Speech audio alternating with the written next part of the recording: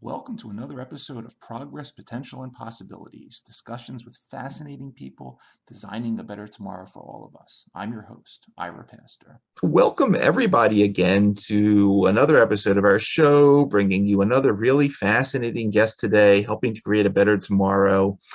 Today we have the honor of being joined by Dr. Aletta Schnitzler, who is the Chief Scientific Officer at TurtleTree Labs, where she leads the R&D team and spearheads their innovation roadmap to ultimately bring nutritious cell-based dairy and meat alternatives to the market.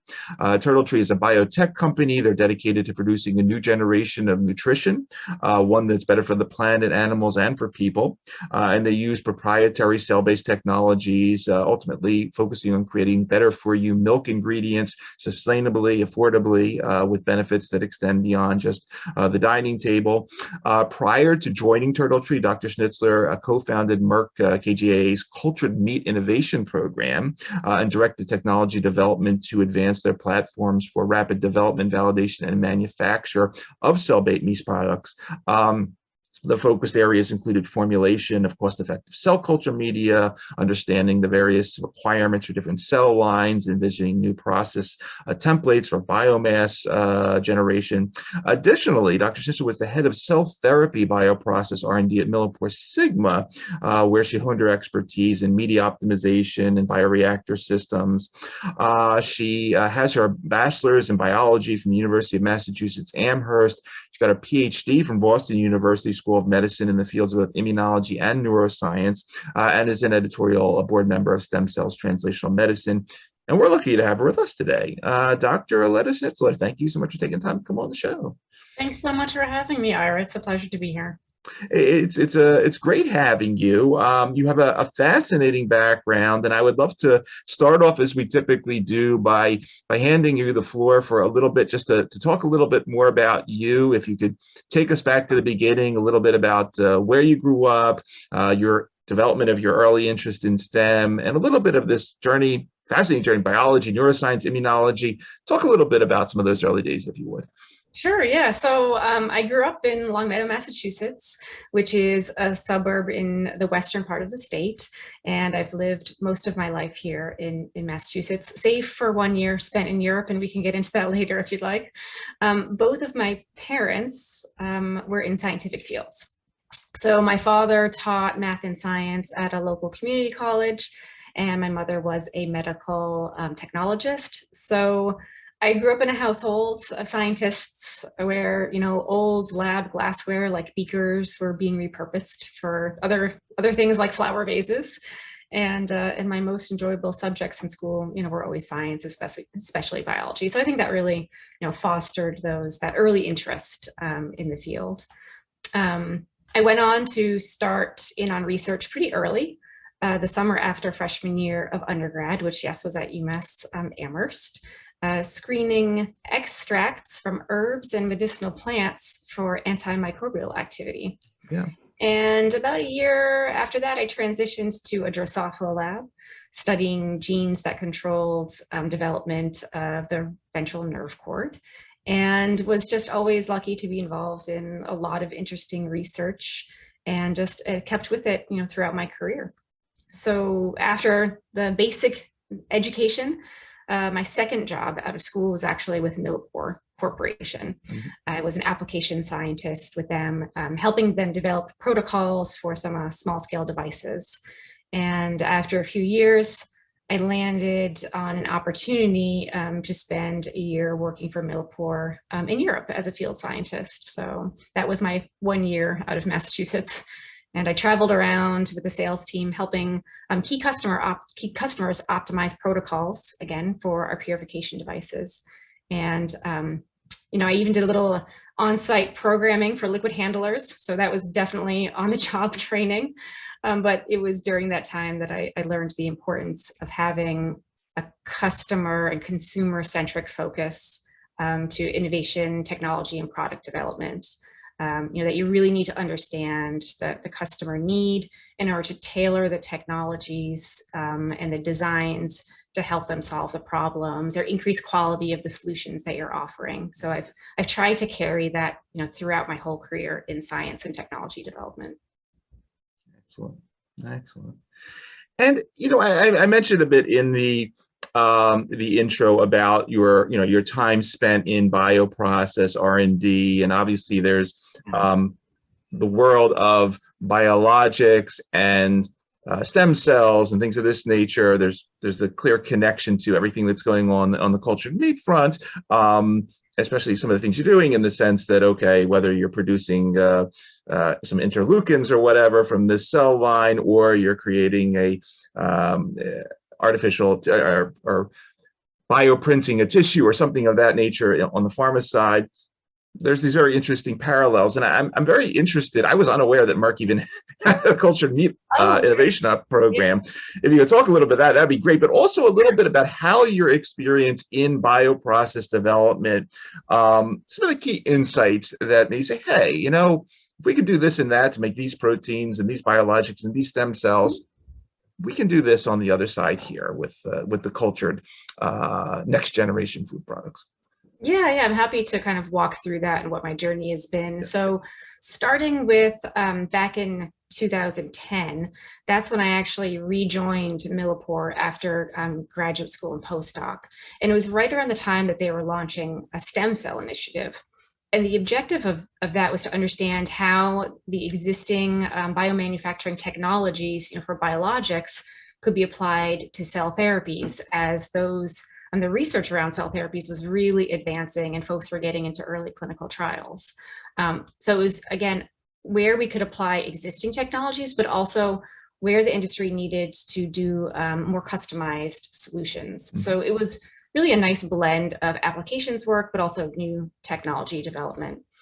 And bringing it back to food, the main technologies and approaches are really similar between cell therapies and cell-derived foods. So you need the cells, and for food, those could be animal cells or microbial cells, and we can get into fermentation a bit later. You need the nutritional broth or the cell culture media. You need the cultivation vessels, the bioreactors and the fermenters. And you need a way to harvest and potentially purify those final products at the end. So there are a lot of analogies between cell therapy, bioprocessing, and cellular agriculture. But one of the main challenges that we saw during our work with the stem cell initiative and the cell therapy bioprocessing was seeing therapeutic developers struggling with early on ways to establish critical quality attributes and lot release criteria that were clinically relevant. In other words, knowing what cell characteristics are critical to monitor and maintain during your bioprocess because they're linked to those clinical outcomes. You don't necessarily need to maintain all of the native function of the cell, but you need to hone in on the attributes that are necessary for the targeted use of the cell, and whether it's to kill a certain cancer or block a specific inflammatory response.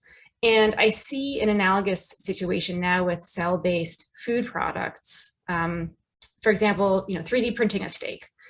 We don't necessarily need the muscle cells in that food to be contracting, right? They don't have to have all of the functional attributes that they have in vivo, in the live animal, but we need them to maintain the certain organoleptic properties, so that we texture and now flavor.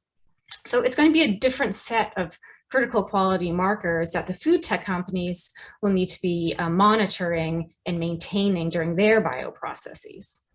So in both situations, understanding how your bioprocess influences those target attributes is really important.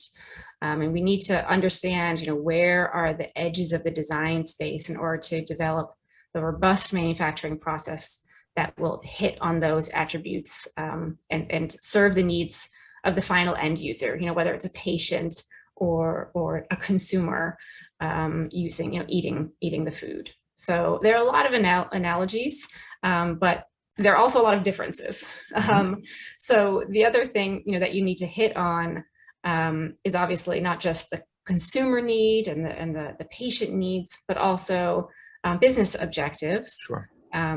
And so anyone transitioning from therapeutics to the food space will immediately see one of these biggest differences, and that's the volume to cost ratios. Yeah. Right? So cell therapies is about lower volumes, but very high cost processes, whereas food generally operates at high volume and lower costs. So one thing that we see is that taking today's biomanufacturing technologies and just slotting them into food is not going to allow us to meet price targets. We'll need to improve on bioreactor and scaffold designs, implement media recycling technologies, for example, to help further drive down manufacturing costs. And a lot of food companies are already taking these steps and very successfully. And ultimately, the hope is to see that these advances that we're making in future food will funnel back to biologics and cell therapy bioprocessing where applicable, and thereby further increasing access and driving down costs for those life-saving approaches. So I do see, an interplay here between the two fields, although some really big differences around, cost, scale, and even, regulatory considerations. Absolutely. Yeah, and I've always been amazed at the excited. I looked at some of these numbers and ahead of some of the other shows we've done on the cell-based meat side, and wow, it's something like worldwide, whatever it is, 78 billion. Was it 78 billion tons of meat? Like, that's a lot of meat. It's a lot of meat. Yeah. Yeah. Well, I'm sure you'll figure that one out. But I thought it'd be very interesting because one of the things that I've seen TurtleTree in the press a lot for recently is the milk side of things and the cell-based milks. And I, it's interesting because you brought up at the beginning your work with medicinal plants, and that was the funny thing. I in a previous career, I spent some time in that space as well. And plant biochemistry, very complex, very combinatorial. The plants that we ground up and studied in the lab, they didn't just make one thing; they made hundreds of these bioactive moieties. Milk is kind of like that, right? It is a combinatorial bioproduct that goes far beyond nutrition. There's a lot of things in there for the immune system, and you know more than I do on this front.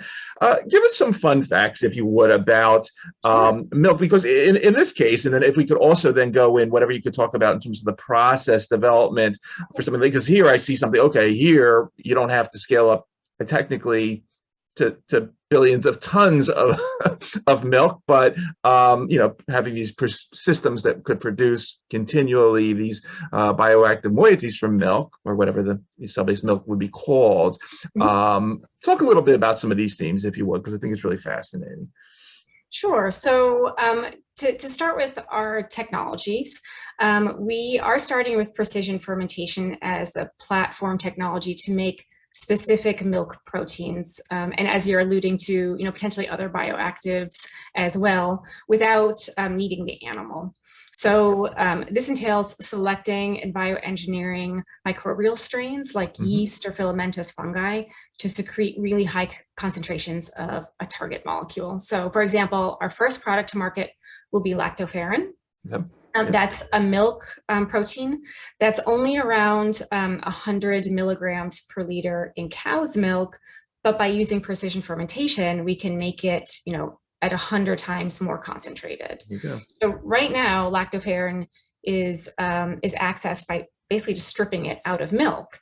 And that actually depletes the products that milk is then goes on to be used for of lactoferrin. So we're looking to use this alternative way that's a much more intensified process to make that lactoferrin. So not only is the overall footprint of that fermentation much smaller than conventional milk processing, but again, we want to establish this as a platform process, so we can make those other bioactives as well. And continue along that theme, I think it was an article your CEO was mentioning. He was talking about more than 2,000 components that have been studied in milk. Can you? Obviously, there are potential drugs, nutritional products, milk fractions, maybe, that do different things.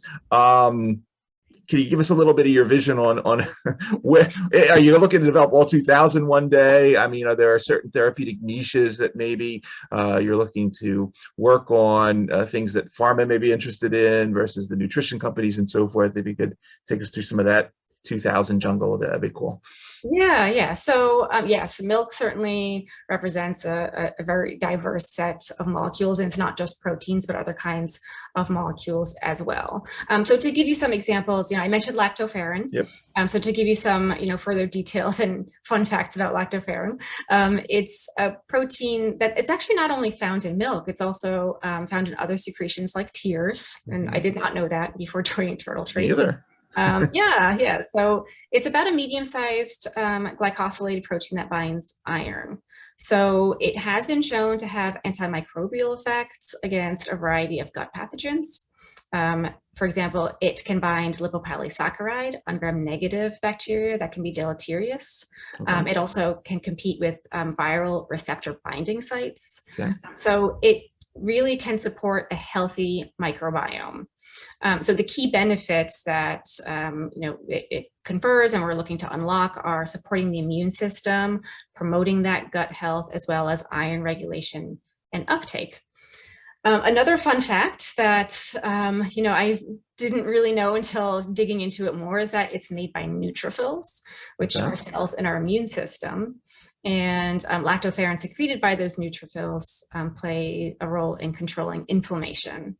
So as you can see, there's a lot of potential benefits. And so making lactoferrin, again, more widely accessible through precision fermentation, we really see that we can unlock that and make that more widely available to people.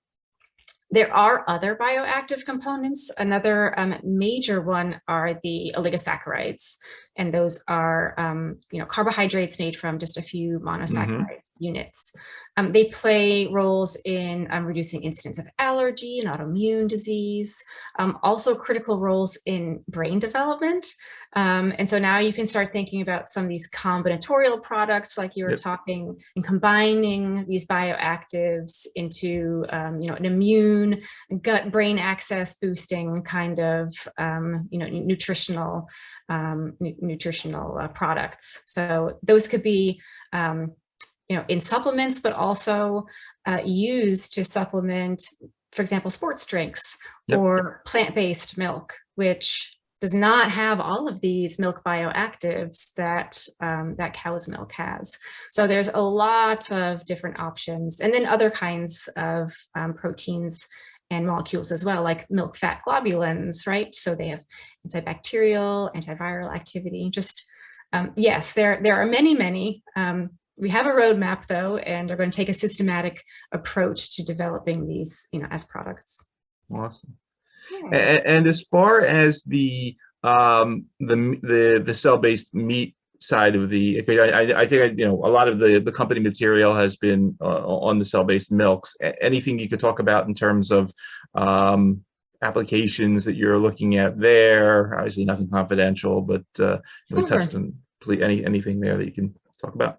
Yeah. So, we certainly also have the interest in cell-based milk, and TurtleTree was really founded as an alternative dairy company. Got it. I think you mentioned the overall mission in the beginning is to generate foods that are nutritious and accessible, but also ethically and sustainably sourced.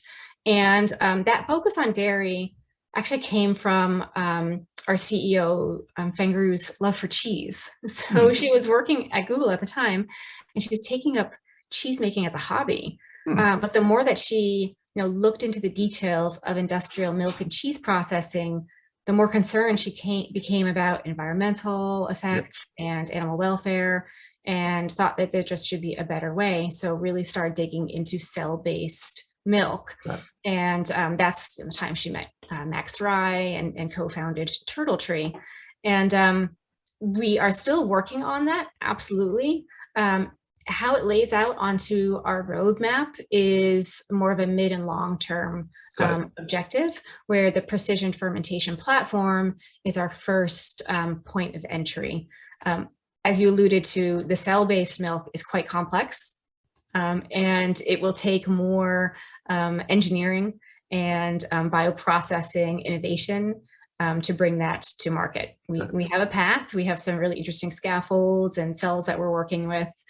So we're basically pushing both of these forward, but see the first entry point as lactoferrin and the bioactives. Awesome.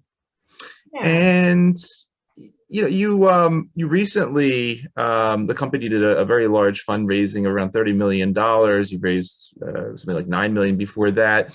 Can you talk about a little bit what the environment, because it seems like companies like TurtleTree are extremely hot nowadays, and you see quite a bit of activity in the space. I've purely been a sort of a biopharma guy most of my career, but what's been, as you've gone out there, I'm sure, as the CSO, you've been involved in these presentations and selling the vision of the future of cell-based products of this nature. How is that? How have you enjoyed that part of your journey, and what did you run into?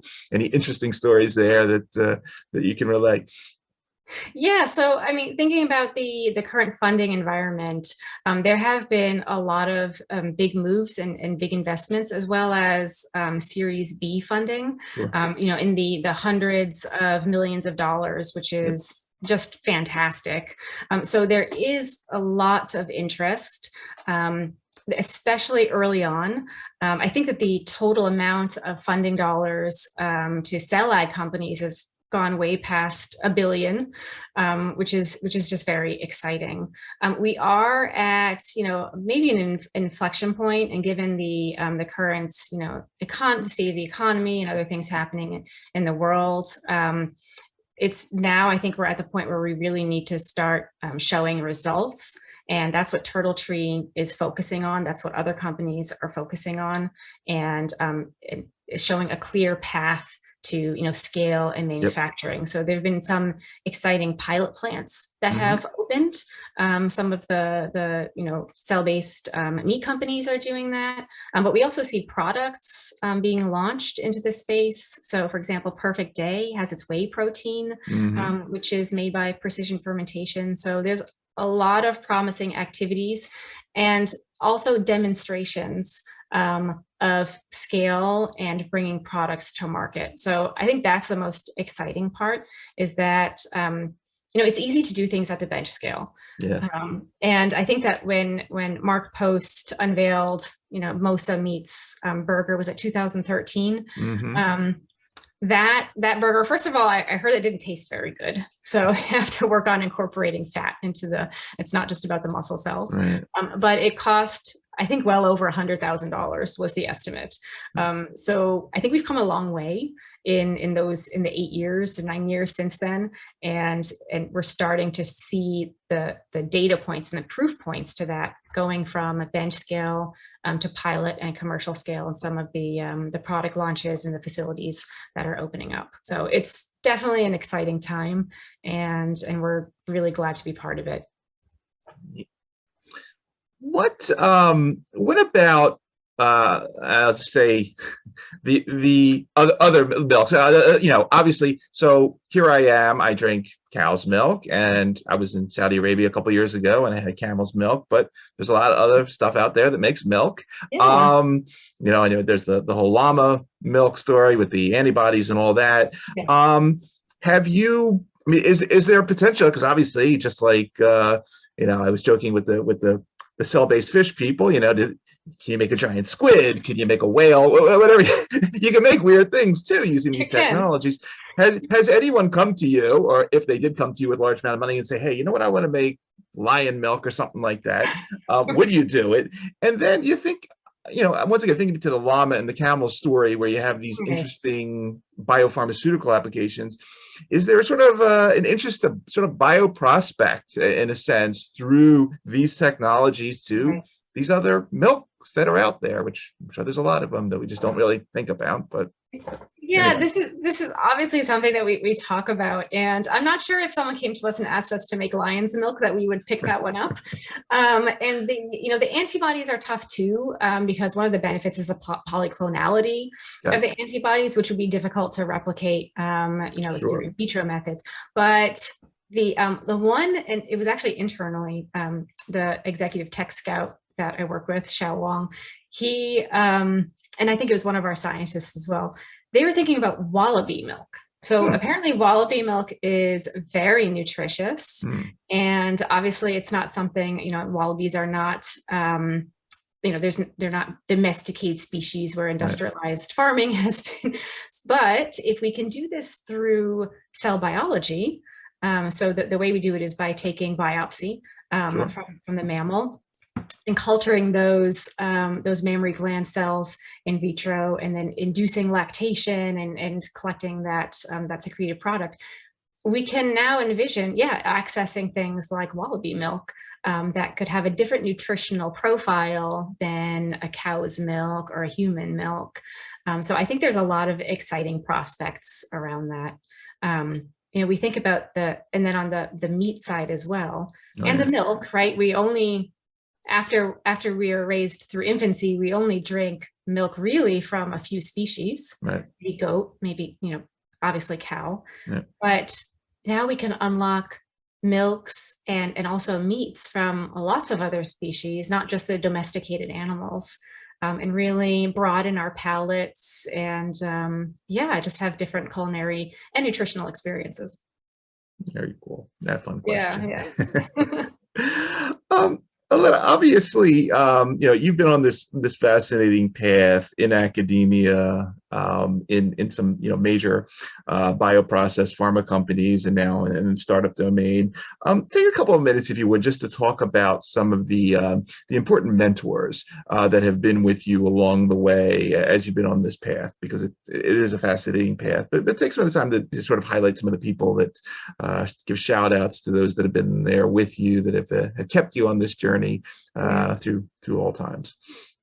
It's a great question, but I have to admit, Ira, it's so hard to choose, one or two, because I just feel like mentorship is something that's always ongoing, and it's always a two-way street, and we never stop being mentored and being mentors. But if I had to choose a couple, which I will, I would probably start with my parents. And, they were just so supportive in my education. They love talking science. I grew up watching Nature and Nova on PBS, going to the lab with them when I was young. And that just really helped build that curiosity and love for science. So I think that early exposure and early education is so important. And then just thinking through, from academia to career, very fortunate to have worked with multiple professors, doing the undergrad research and then the graduate training, who just all took the time to give me enough freedom to explore the science, but also make my own mistakes, which I think is also important, right? To have that room to kind of explore and iterate and experiment. And that's really what science is all about. And then career-wise, I will say that probably one of the early pivotal moments was that year that I spent in Europe. So the way it came about that was I was working with a product manager at the time, developing the protocols and the assays for the product that he was responsible for. So I worked closely with him, and he was the one who opened that opportunity for me to go to work in France as the field support scientist. He just saw that potential, saw that it was, not just a win for the business, but a win for me in my career development. And that again, really kind of set the stage for taking this customer-centric approach that I've tried to bring to everything. And then I would be remiss not to also mention Max and Fengru and the TurtleTree co-founders, because they just have created such a culture of mentorship and career development at TurtleTree at all levels. So even at the executive level, we mentor each other. Fengru, very recently made a comment to me about, my brand. And we talked a little bit about that today, about the experiences between cell therapies and now future food tech. Where do those intersect? How can they continue to intersect?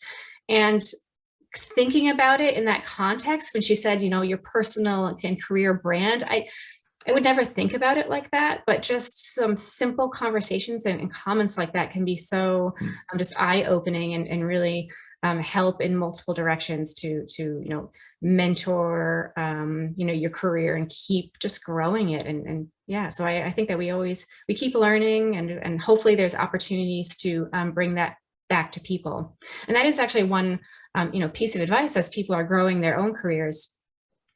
Try to find an environment and a company or an organization that fosters that culture. And some of the ways that you can identify that, for example, do they have an internship program? Do they have some internal mentoring between colleagues? Are they involved in local universities? Things like that. So I think it's a very important aspect as we make choices. Where to bring our expertise and how to kind of steer our careers. Excellent message. And I appreciate that, because that was the next thing on my list, your message to the next generation, and spot on, perfect. I really appreciate that that dual message. It's so exciting. I got to tell you, I once again, I so enjoyed listening to your journey, reading about you and what you've been up to, and really I'm excited to continue to follow it, and as you continue to not just develop these new applications, but as you're saying, scale them. And I think you're such in the right spot for all of this, with your, not just with the resources, but with your background. It's going to be an exciting time for you and TurtleTree. So it's really neat. For everybody, again, joining us across the various podcast networks or watching on the YouTube channel, you've been listening to Dr. Aletta Schnitzler, the Chief Scientific Officer, TurtleTree Labs, leading this fascinating innovation journey into nutritious cell-based dairy and meat alternatives, improving the animals, the health of people, the planet. Aletta, I want to thank you again for taking the time out of your schedule to talk to us for a little while. Thank you for everything you're doing there at TurtleTree. And as we like to say on our show, thanks for helping to create this better tomorrow for all of us. It's really a great story, and I look forward to continuing to watch your journey. Thank you so much, Ira. It's been a great conversation. Thanks for the opportunity to come on and share the knowledge of food tech and what we're doing. And I hope that people get involved, because we need folks from not just science, but also from all functions, branding, commercial, everything, food scientists, everything needs to come together to make this a reality. Outstanding. Outstanding. Great seeing you. Be well. Thank you. You too.